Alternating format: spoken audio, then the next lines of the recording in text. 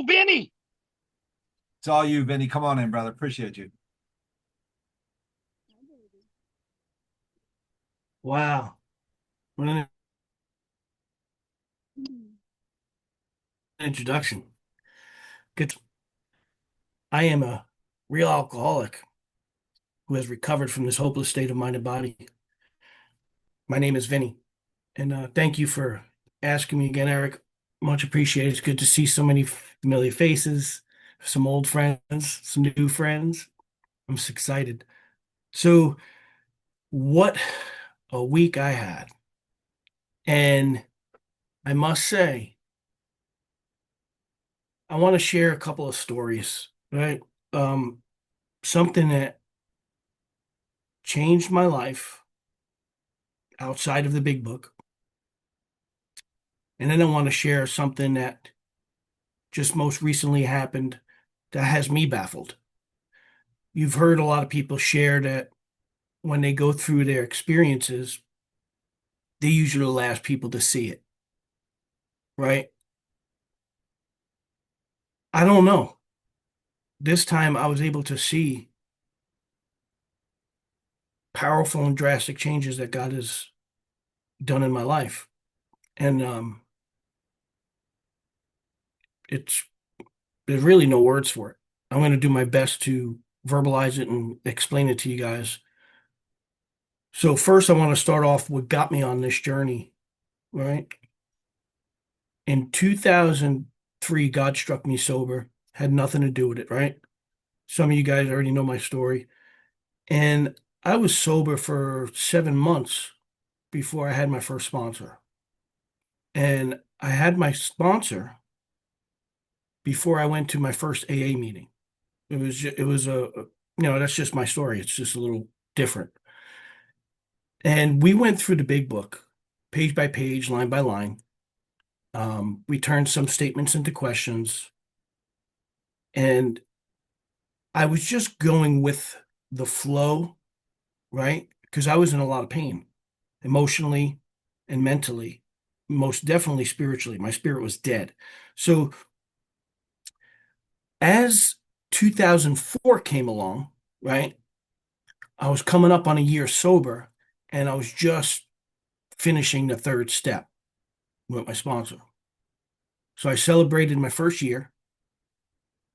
Then I got into writing my inventory, right? And you guys all know how that goes. It was powerful, revolutionary, changed my life. The fifth step promises came true. When I went home for that hour after sharing my fifth step, and he said, "Your fifth step's not done until you go home for the hour." So I went home for the hour and I carefully reviewed the first five steps. And I sat in prayer and meditation, probably deeper and more powerful than I ever did. Now, granted, at this time I don't know, I was probably around 14 months, 14 months over. And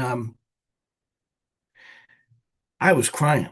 I was so excited. I was like, wow, man, I've never felt this light.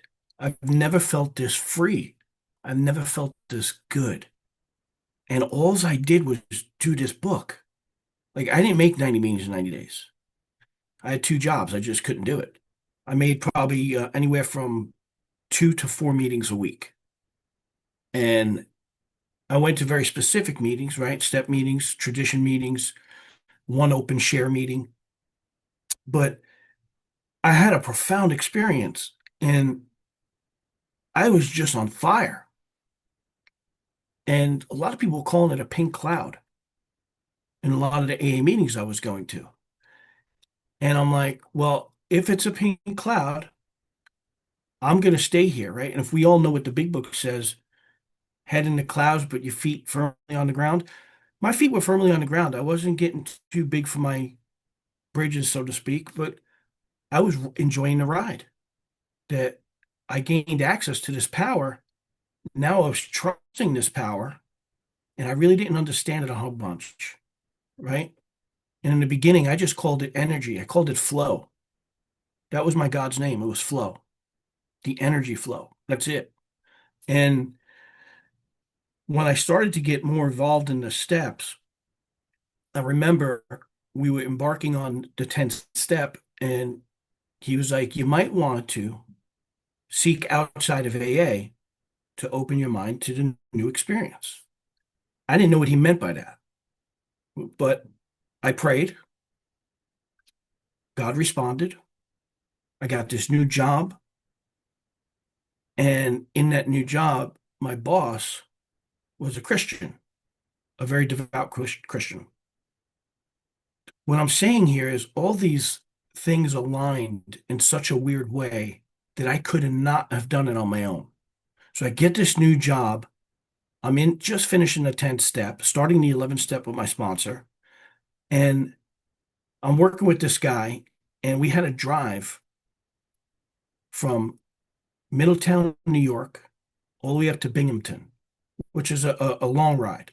And on that ride, I shared my fifth step with this guy. That's how safe I felt, right? That's how protected I felt because the conversation came up. And that's when I found out he was a devout Christian. He was a deacon at the church. And, you know, the rest is history. And it was an Episcopalian Christian church, very strict, very rigid, be quite honest with you. And let me tell you, where I came from, we don't go to church. We don't go to no strict religion, right? We don't get involved with that kind of stuff. But there was a course coming up, and it was called the Alpha Course. And the Alpha Course is basically a 13-week venture. Every Wednesday, you meet with the pastors, the deacons, and a whole bunch of members, and they feed you every Wednesday night. And you learn about Christianity. You learn about their church, right? So it so happened I just did it just to do it because I'm open-minded. And I remember I sat in a circle with all these people, and they were asking you, what brings you here? And I said, well, I did a lot of prayer and meditation before I got here. And I told them what I just shared with you guys. I got this guy. He was my boss. Turns out he's a Christian, part of this church. I share some deep stuff with him. I'm in AA. I'm a recovered alcoholic. I'm doing well. And I just want to expand my spiritual life. And I don't know what that looks like. I don't know what that sounds like, but this is what showed up. And I said, so God has brought me here. And it was an amazing experience, right? Within the 13 weeks, at the end, they take us away on this trip. And it was in the mountains. And if you're married, you could stay with you could bunk with your wife. But if you're not married, which I wasn't, you have to separate. And my poor wife, before we were married, I begged her to come with me to this thing. And she was anti-religious too. Well, maybe not anti-religious. I was the anti-religious guy. She was just whatever, right? Could deal with it or deal with that. So she comes with me. And so every Wednesday, right? Within 3 months, right? We're on the 12th week. I was in deep in work. Temporary had custody of my nephew. My brother was in rehab. His wife was in jail. And it was insane. So I was leaving work early. I was dropping my nephew off to school, picking him up from school, leaving work early, dropping him off at the babysitter, going back to work, then leaving work, picking him up from the babysitter, going home, all that stuff, right? You guys know what that entails. So couldn't afford my rent, losing my hours at work. My landlord found out what I was doing and did not let me slide a month's rent in a big complex in New York. Didn't want my rent for 1 month and lowered my rent for the next several months. Never heard of that. On top of that, the state, someone found something called People Go for People Fund. They sent me a huge check. I don't even know how it happened. I get this huge check to pay bills and take care of my nephew, take care of me and my wife. Amazing. So I'm in this church. On the 13th week, we go away to this retreat, and it's all, just spiritual, right? And I'm glowing this whole time, but I'm still anti-religious, to be quite honest with you. I hear what you're saying. I get it. But what does this have to do with my spiritual walk? I'm a recovered alcoholic. I think AA meetings are more spiritual than any church I've ever been to. So I'm like, no, no, no, right? That was me. So I had a profound experience. I realized that's it. I'm at this point.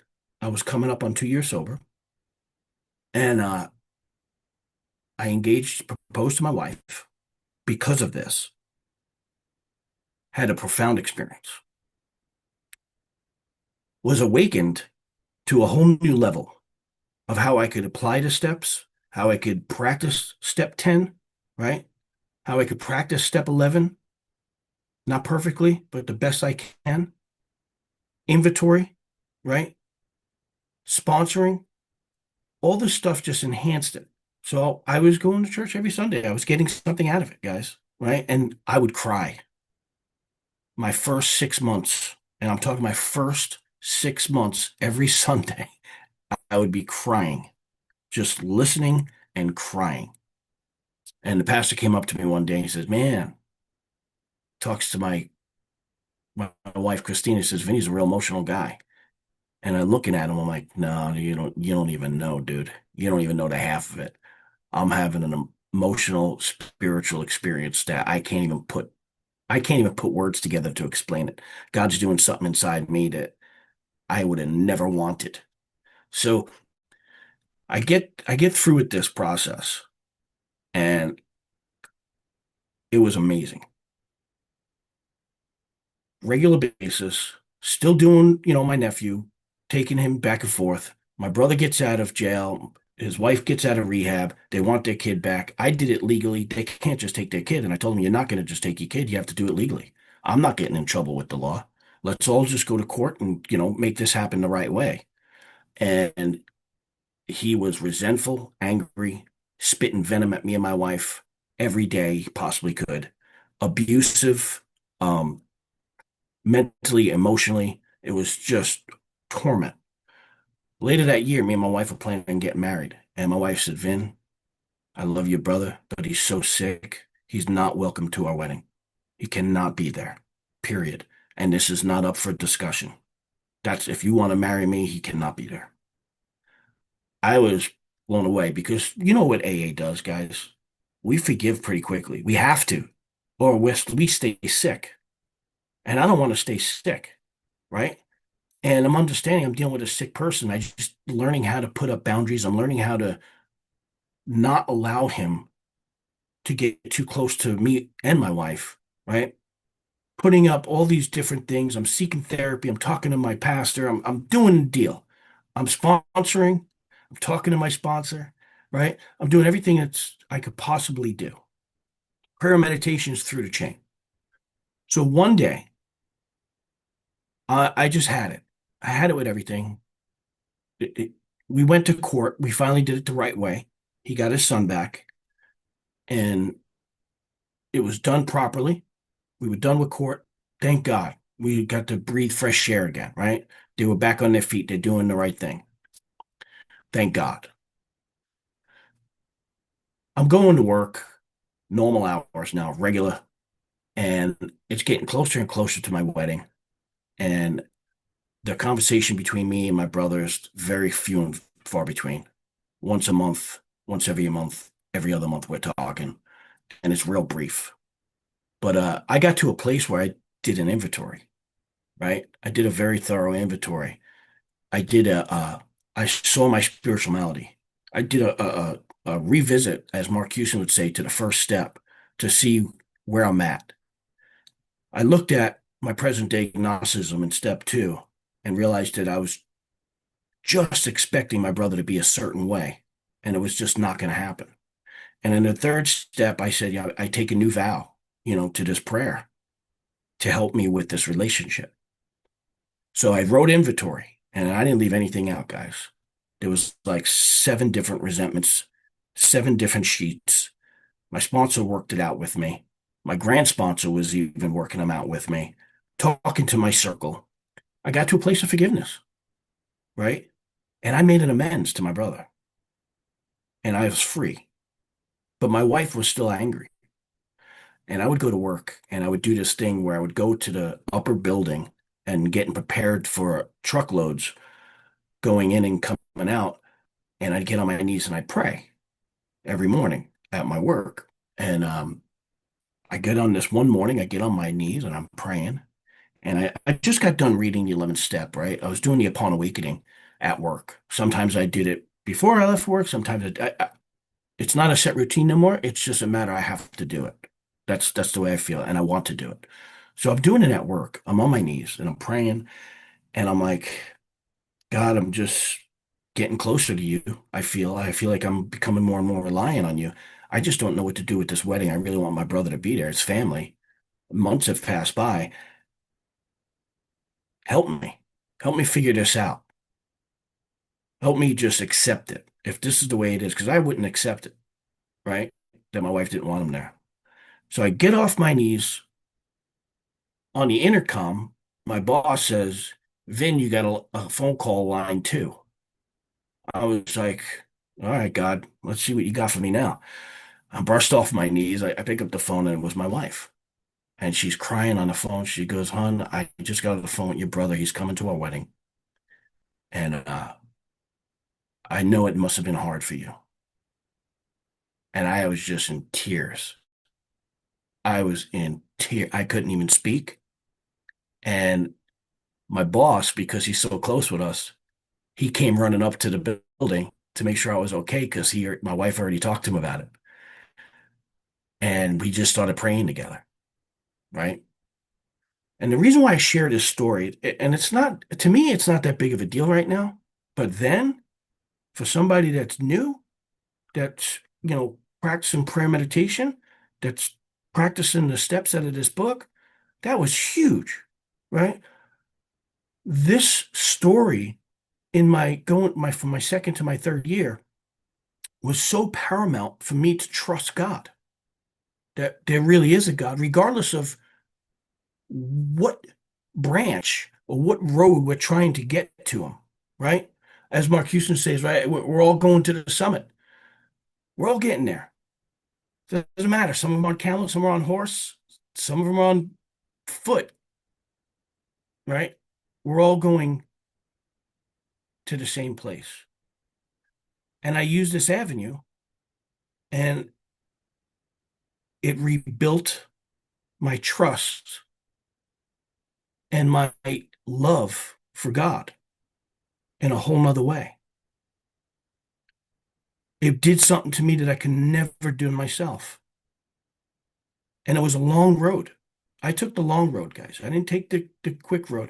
I've had very many spiritual experiences in AA, out of AA, before AA. But the thing is, I've even had the white light experiences, as Bill talked about. I've had them audible, visual. I've had a lot of crazy stuff happen. But for me, this was the turning point. This was what the third step was all about for me. This was now trusting and relying upon this power that I did not understand and still sometimes don't. Okay. So what do you think an alcoholic like me coming into his third year of sobriety is going to do with a story like that? I'm going to hang out with Papa as much as I can. I'm going to do prayer. I'm going to do meditation like on a whole new level. And I got involved in meditation on a whole new level, right? I've seen all kinds of crazy stuff. I've seen all kinds of powerful stuff. But the basic tools that are in this big book, the directions, if we just follow them, see where religious people are right? One statement, you guys could take it so many different avenues, right? And let me tell you, I don't go to church every Sunday, right? I'm not a religious guy, but I'm a beyond a believer. I'm a knower of this power. I've seen it work in not just my life, thousands of people's lives in the last 22 years. And the most biggest gift that I could get is what I had this morning. I got a phone call last week. This now I'm trying to speed it up to present day, right? I get a phone call last week from a sponsee that I haven't seen in a while, going through a hard time like I did probably 7 years ago. He said, I made it through the hardship. I got a new job. My wife's back in my life. I just turned 16. I really would like you to give me a 16-year token. And what a gift. So I go to the 7 a.m. meeting I go to Sunday morning. I present him with the token. I give him a hug. I got to see his wife. It was amazing. I was in tears, right? Beautiful moment. But what gets even better, after the meeting, my sponsee another sponsee, brand new. I just picked this woman up. She's amazing. She's 18 months sober. And she's never did the steps. She's brushed through them, read them on the wall. Someone's guided her with all this. I don't know what some sponsors do, but did all this other stuff that's not in the big book. So she gets me, she wants me. And I was against it at first, right? Because I was already working with a few other people. But the other people, one person finished the work and steps through, the other person relapsed and decided to get another sponsor. So all I had was this lady. And so we get right after the meeting, we get together, get the big book, say a prayer, we start reading the doctor's opinion, right? And this is several weeks now I'm working with her. So we're in the doctor's opinion. And this is what she reads to me. I wanted to share this because it's pretty powerful.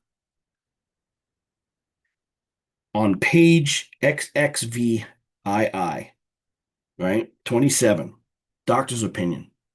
We doctors have realized for a long time that some form of moral psychology was of urgent importance to alcoholics, but its application presented difficulties beyond our conception.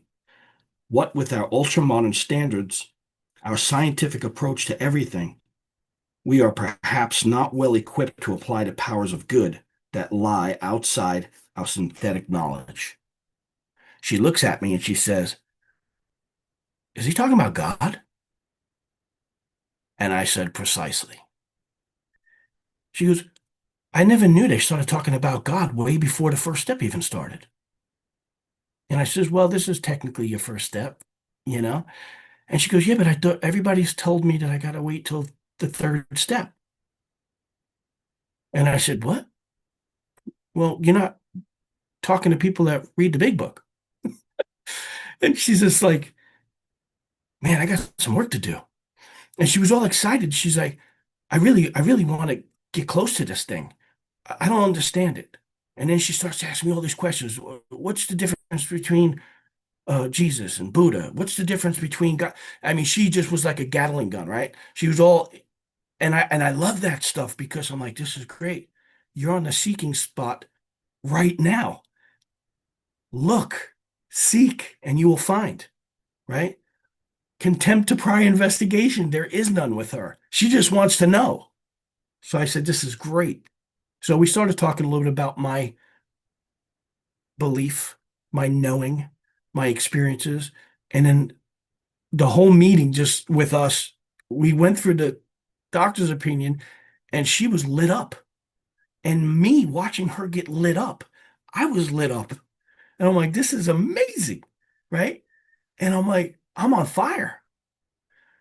That right there, giving a sponsee a chip, working with another completely other sponsee, doing step work right after the meeting, right? What a way to start the day. That if that's not a spiritual experience, I don't know what is, right? But it just gets better. So, guys, I'm in the circle and triangle. I'm doing the deal. Okay, I'm doing the deal. I uh I work with a lot of people outside of a workshop on Fridays. They're going through the work. I'm sharing my experience and strength and hope with them as best I can. I'm helping them have their own experience, right? And everything that I've experienced, I share with these people. And just to watch the enthusiasm and the lights come on in their eyes, to be of maximum service to those about us, right? To be of real help. That's all I ever wanted to do. That's all I ever wanted to do, right?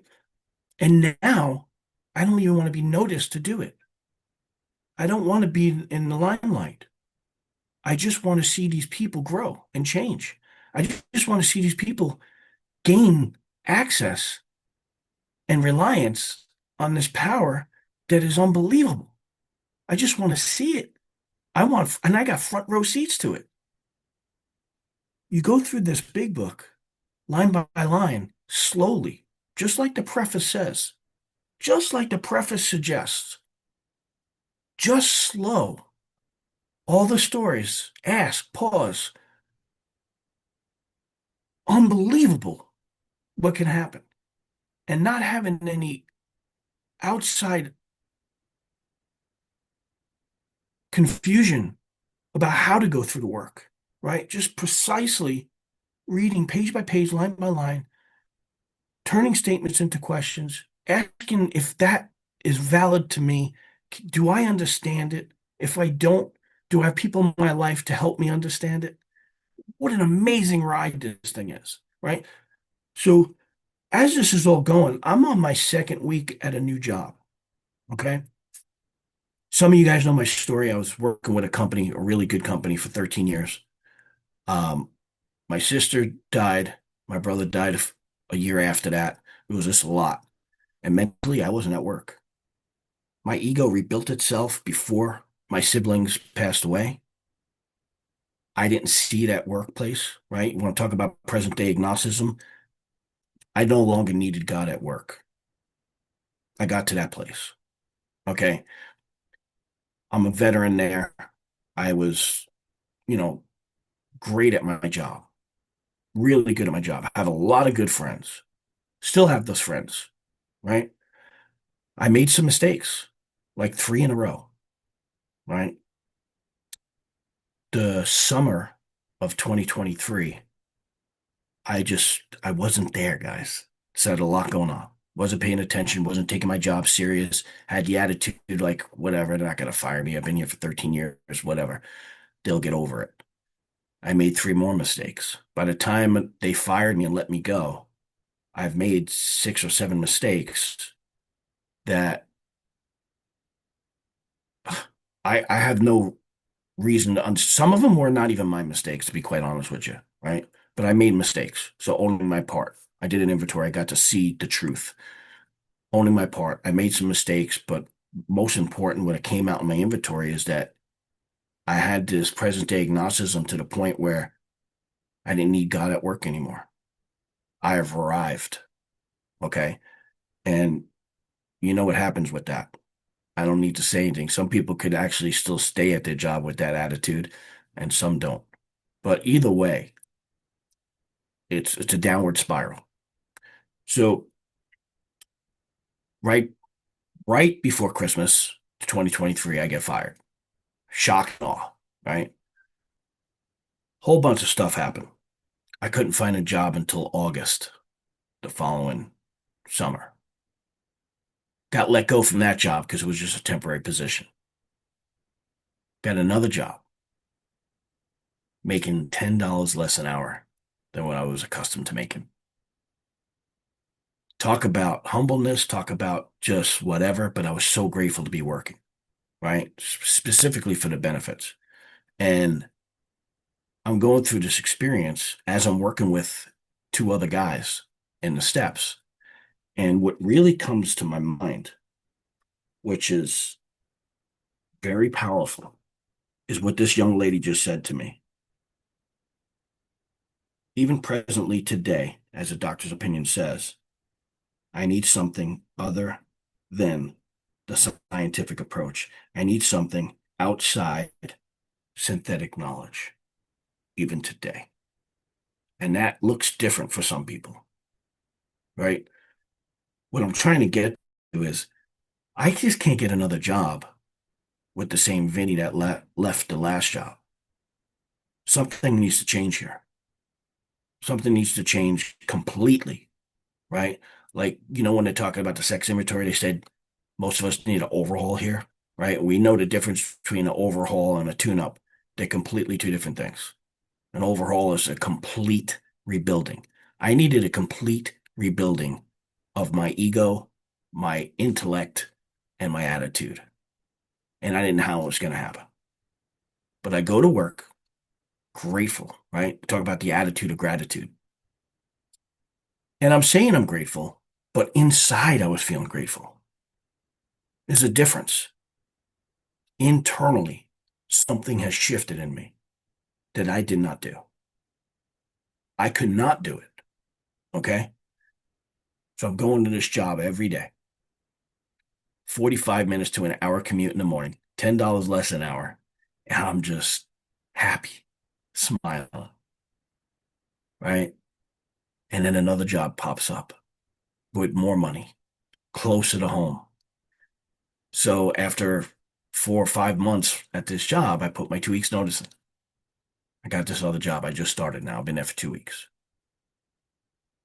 The conversation I had with my coworkers before I left the other job was unbelievable. Like, we looked up to you.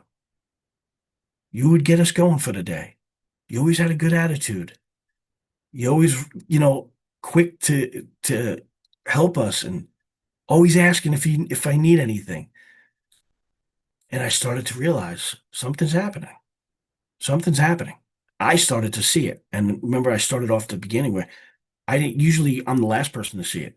I started seeing the change. I'm at this new job and they're all excited that I'm there. And I'm like, listen, I'm not the bag of chips, and I'm not the best thing since sliced bread. I won't say that. But they're treating me like that. And I'm like, why are they treating me like this? And then my coworker came up to me and goes, dude, I came in. He comes in at like 4 a.m. I come in at 6:45. He's like, dude, you had my whole entire job set up for me. You had my whole job set up for me 3 days in a row. Never had that. Nobody's ever did that. So he must have told my boss. I don't know. Well, it's not important. What's important is there is no ego at work. There's no attitude. There's just like, what do you like me to do? And I can't wait to do it. Now, granted, yeah, I'm only there 2 weeks, but I'm talking about the last 5 months of my other job too. I was like that. Something completely shifted. Something that needed to shift. And it all came from doing the work out of this big book. It all came from looking at the inventory, right? What did I do with the inventory? Well, I shared it with my sponsor. We went over it thoroughly.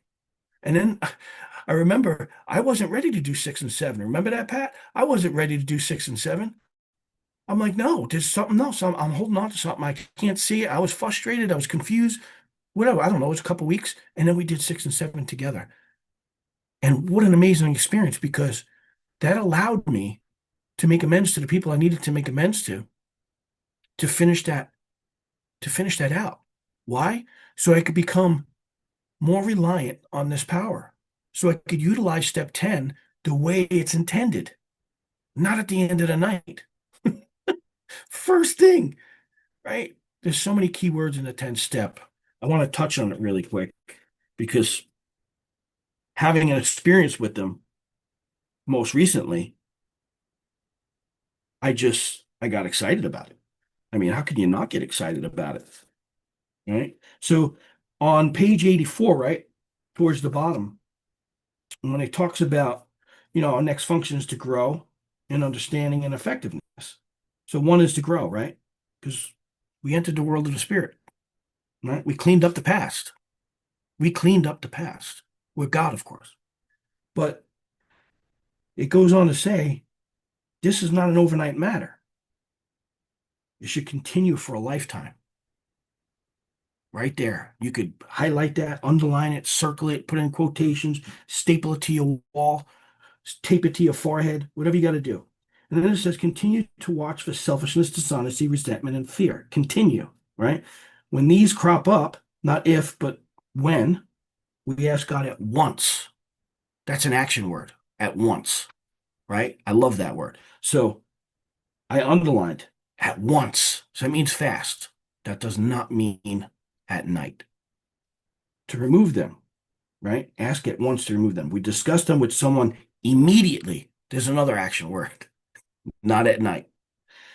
And make amends quickly, right? Not slowly. It's not at night. If we have harmed anyone, then resolutely turn our thoughts to someone we can help.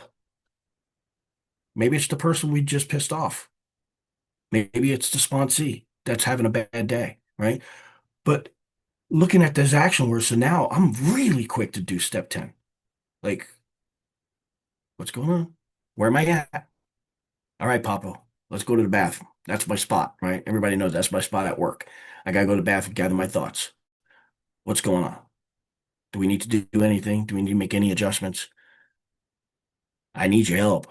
I can't do this on my own, no matter how light it looks, right? And that brings me into step 11. That's why I do it. Because the connection and the reliance constantly needs to improve. I can't do what I did again. I can't do and build a relationship with this power on what I did 3 years ago. Something has to change. Something has to shift, right? And I can't do it. And the doctor's opinion talks about that shift, that psychic change, right? And what else? Going through the first step.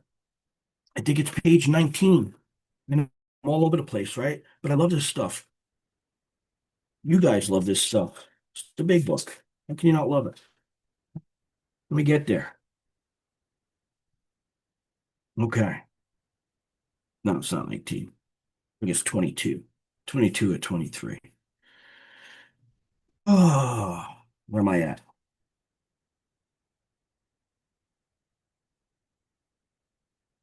Oh, I could have should have known that. I had it written right on the top of my page. Page 25. The great fact and the central fact, right? And then it tells us to read the appendix, the spiritual experience in the back of the book on that page. Coincidence? I think not. So I just want to read the great fact, right? Well, first on page 24, there is the fact, right? The fact is most alcoholics, for reason yet obscure, have lost the power of choice and drink. Our so-called willpower becomes practically non-existent. And it's in italics. We all know what that means, right? Italic means stop, pause, pay attention. Maybe get a dictionary out, understand this. Maybe look at some older AA books to get some information around it, right? AA comes of age or good old timers, something. Get some facts, connect the dots. So when we go to page 25, the great fact is just this and nothing less. I love that statement. That we have had a deep and effective spiritual experiences, right? And there's the asterisk. Read the spiritual story at the back of the book. Why are we reading that? No contempt of prior investigation. I must be open to all. All. All. What? No narrow mind here, right? And then it says, with our revolutionary whole attitude towards life, toward our fellows, and towards God's universe. What? That's awesome. And then the central fact, here it comes. Central fact of our lives today is absolute certainty that our Creator has entered into our hearts and lives in a way which is indeed miraculous. He has commenced to accomplish those things for us, which we can never do by ourselves. I can't do this by myself. I don't care how many years I got. I can't do it. I can't do it. I can't do it. Right? What happened today? I had this beautiful morning, right? I'm driving my Mustang. I got my Mustang back from the shop, right? That's been a whole nother thing, right? 2 years, 3 years in the making. My wife will say 5 years, but I get in my car and I'm cruising. The transmission blew after I just got it back, right? What do? I just started laughing.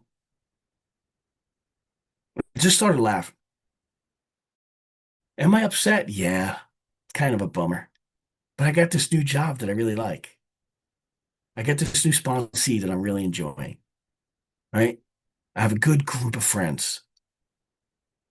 I don't have money to fix the damn car. Just got it too. And it's a summer again. I'm gonna have another summer without the car. It's a material position, right? I'm still working with God on this whole thing, okay? I just want to let you know. God's still working on me with this. But the work thing was huge. I'm a different person at work, guys. I am completely different. I'm seeing it. And the way my attitude is, the way I respond to people, the way we have questions, the way they talk to me, I'm completely different. And I did not do that. I asked for help. I asked for help from God. I prayed about it, right? It's not hard to teach old dog new tricks. And who the hell am I to say it's not even a new trick? It's an old trick. Just do your job. You get the paycheck. Just do your job. Just do what they say, when they say it, how they say it, right? Just do it. Doesn't mean we're supposed to be a doormat, but just do your job, right? And yeah, I had to wake up once again. And I'm grateful to sit here and tell you that I woke up. I woke up. Papa woke me up, right? What's the alternative? The alternative is insanity. The alternative is pain. The alternative is anger, right? Living based out of fear. I don't want that life no more. Completely sober, I don't want that life. I'd rather be drunk or dead. That life is hard. That life is real hard, right? So being emotionally stable and dependent on this power, ah, I, I'm at a place, I'm at awe of what's happening around me, what's happening in my life, right? At work, a new beginning. I don't know what this looks like. I don't even know what it looks like. I don't even know what's coming. And you know what the great thing is? I don't care. I really don't care. And I mean that in a loving way because God's got me now. I must live for now. And I don't know what that looks like, right? I used to tell Pat, my sponsor, all the time, like, I love God. I just don't like what he's up to because I don't know. I just want to be in on the secret. You know what I mean? Like, just give me a little something to work with here. Let me know what you're doing, right? No, I just get fired, no money, broke, right? Go through this whole horrific thing. That's why I rely on God. Now, listen, I'm not blaming God for that. I'm not saying God did that. What I'm saying is that's the results of me living my life on my willpower. That's the results, right? But I'm asking God to tell me what do I do? What's in the future for me? Just give me a tidbit. Just give me a little bit. Just give me something to hang on to, right? And he just brings the right people in my life, filled with prayer, filled with love, filled with a solution that I never had before. I mean, I never had a solution like that. I never. That affects every part of my life. The death of loved ones, right? That we miss. And God bless you guys. If anybody's lost anybody, near and dear soon or maybe it was a while ago, I understand. Half my family's gone. I understand. But with this program, all things are possible. All things are possible, right? Because this program is the catalyst to get me to what? This power. And what's this power? I like to call him God. I like to call him Papa, right? Creator. I love Creator, right? Jesus. Why not, right? Listen, whatever it is, right? Kind of like what Ebby said to Bill. Choose your own conception. Whatever it is, chase it. Chase it harder than you chase the drug. Chase it harder than you chase the drink. Chase it. Seek it. Don't stop. Surround yourself with people that do the same. Go after this thing. Go after this thing. And find somebody that understands this book like you don't. Find someone that knows this book like you don't. Talk about it and watch your life change. It's crazy how this the solutions are in this book. It's crazy. Here it is, page 25. There is a solution. Almost none of us like the self-searching and the leveling of our pride, the confession of our shortcomings, which the process requires for its successful consummation. But we saw that it really worked in others, and we had come to believe in the hopelessness and futility of life as we had been living it. When therefore we were approached by those whom the problem had been solved. I'm not recovering, I'm recovered. There was nothing left for us but to pick up the simple kit of spiritual tools laid at my feet. We have found much of heaven, and we've been rocketed into the fourth dimension of existence, of which we had not even dreamed. And that's where I'm at, baby. That's where I'm at. And that's all I got to say, guys. I ain't got nothing more to share. I'll leave you with that.